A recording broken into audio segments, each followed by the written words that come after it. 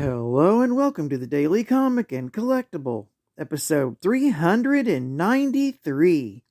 Now today, the collectible of the day is the PCS Collectables Marvel Universe Spider-Man video game 1/12 scale Rhino statue.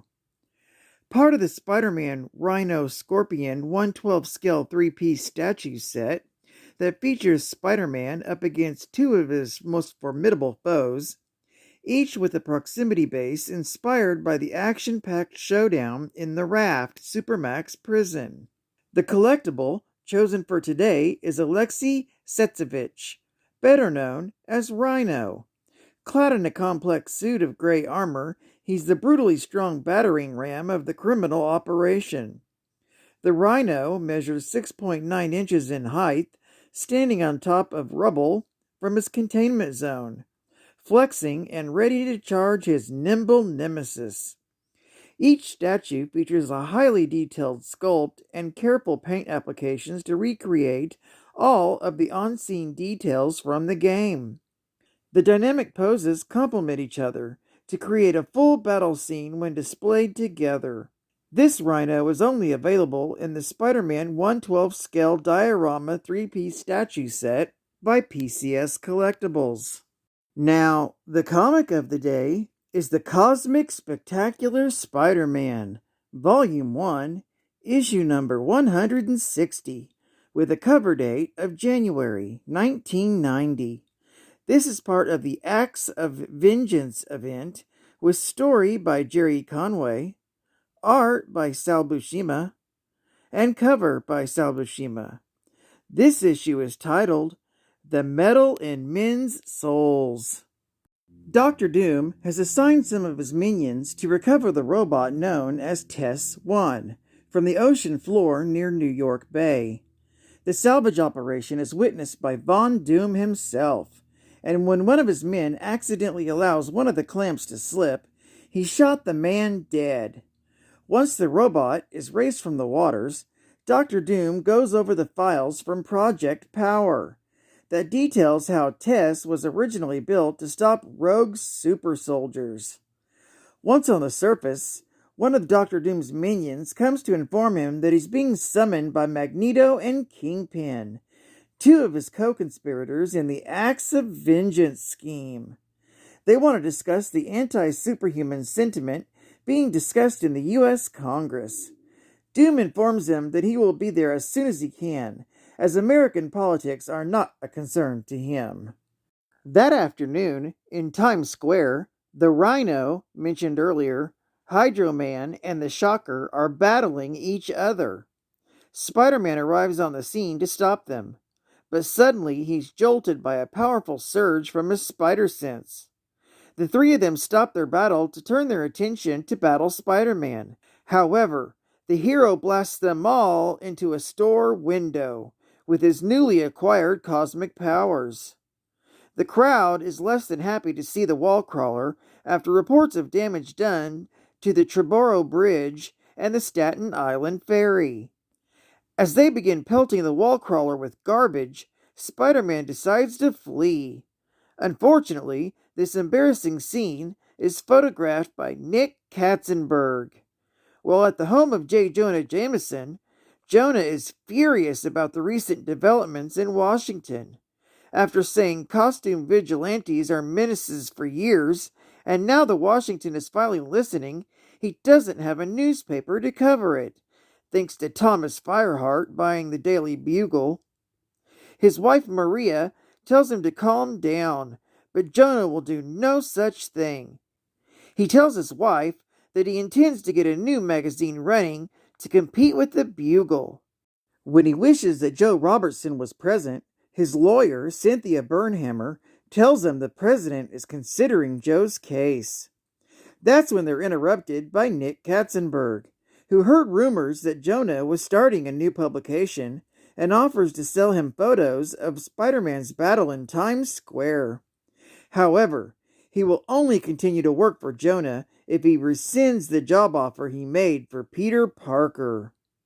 Meanwhile, at the Kingpin's office tower, Dr. Doom is performing repairs and modifications on tess-one.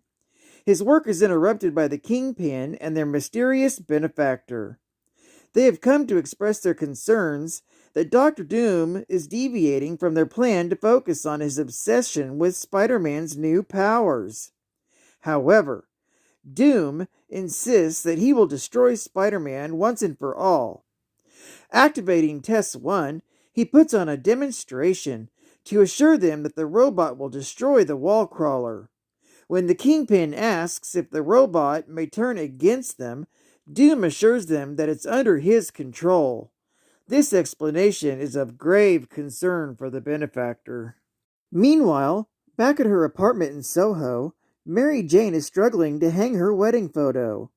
She's assisted by her husband, who sneaks up from behind, scaring her a bit. When Peter tells her about the situation in Times Square, she's not surprised that people thought he was a menace with all the new powers, and admits that from a distance they certainly looked that way. This angers Peter, who jumps to the conclusion that his wife is siding with the anti-superhero fanatics. When she tries to explain herself more clearly, Peter puts his mask on and leaves out of the skylight, leaving Mary Jane to wonder what has gotten into him. Spider-Man is thinking the same thing as he swings away, noticing that since he got his new powers, he's become hypersensitive. As if on cue, Spider-Man is jolted by a powerful warning from his spider sense. Suddenly, tess-one comes flying towards him and tries to ram into the hero. Spider-Man dodges and the robot smashes through the side of a building. Fast-acting Spider-Man uses his new powers to manipulate his webbing into a net to catch the people who ended up falling out, as well as create a load-bearing support to keep the building from collapsing. The robot tries to dive-bomb Spider-Man again, smashing a statue of Christopher Columbus. Once again, the wall-crawler uses his webbing to save people from the debris. However, the crowd of people are angry with Spider-Man, calling him a menace. Struck by another powerful jolt of his spider sense, Spider-Man is warned about another pass by tess-one. This time, the web-slinger is ready and strikes the robot with a blow powerful enough to send it flying across town. Following the robot, Spider-Man discovers the robot has crashed into the Queensboro Bridge. When he arrives on the scene, Spider-Man is surprised to see that tess-one is absorbing the superstructure of the bridge to repair itself. Watching the battle remotely, Dr. Doom hopes that tess-one will use his ability to absorb Spider-Man's new powers. On the surface of the bridge, tess-one begins throwing occupied cars at the hero. Hearing the people beg Spider-Man not to hurt them even as he's saving their lives, angers the wall crawler. Fed up with being blamed for everything, Spider-Man gives in to his anger and unleashes a full power blast on tess-one, blowing the robot to bits. This show of power frightens everyone off the bridge, much to Spider-Man's dismay. That evening, Dr. Doom recovers the remains of tess-one from the East River. Although the robot has been destroyed, Doom hopes that it's completed the task of analyzing Spider-Man's powers. Geek Fact: this issue was continued from Amazing Spider-Man, Volume 1, issue number 328, and it continues on in Web of Spider-Man, Volume 1, issue number 61. Bonus Geek Fact: this is the only issue of any Spider-Man comic book labeled with the title The Cosmic Spectacular Spider-Man. Another bonus geek fact: the robot, tess-one, was one of many robots that attacked Avengers Island in Avengers Volume 1, issue number 289, from March of 1988. And this robot's origins are covered in more detail in Captain America Annual, Volume 1, issue number 8, from September of 1986.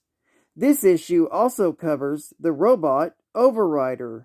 Side fact: tess-one stood for Total Elimination of Super Soldiers 1. State-of-the-art gaming.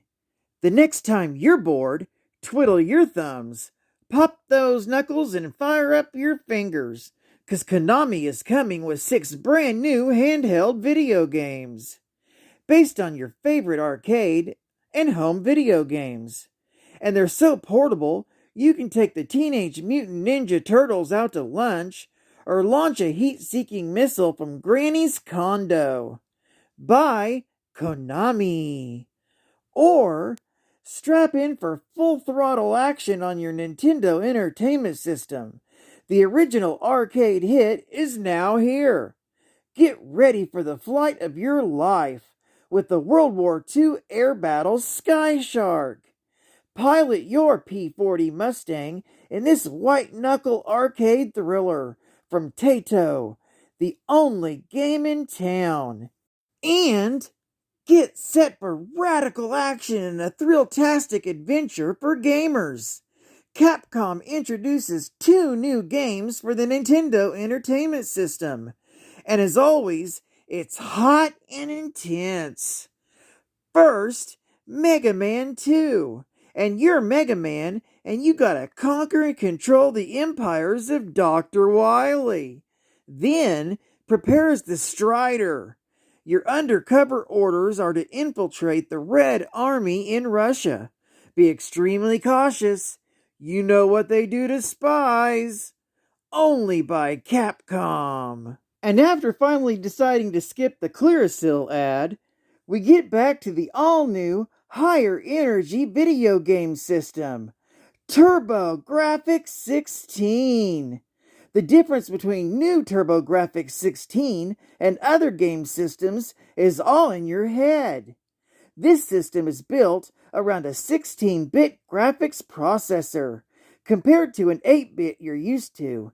It's 4 times faster with better graphics, almost 10 times as many colors, head-splitting stereo sound, and more challenging gameplay. Plus, there's optional accessories to expand your gameplay. There's an actual CD player that plays video games. Wow! In addition to audio discs. With TurboGrafx 16, head for it. Wow! Times have sure changed. And final geek fact. Alexei Sitsevich was a thug in the Russian mafia, with dreams of easy money and a short, brutal life.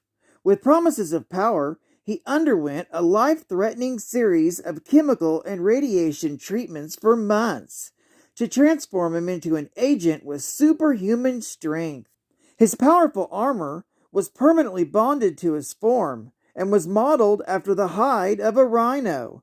It was chosen for visual impact, and that the rhino was the result of evolution towards the ultimate armored assault.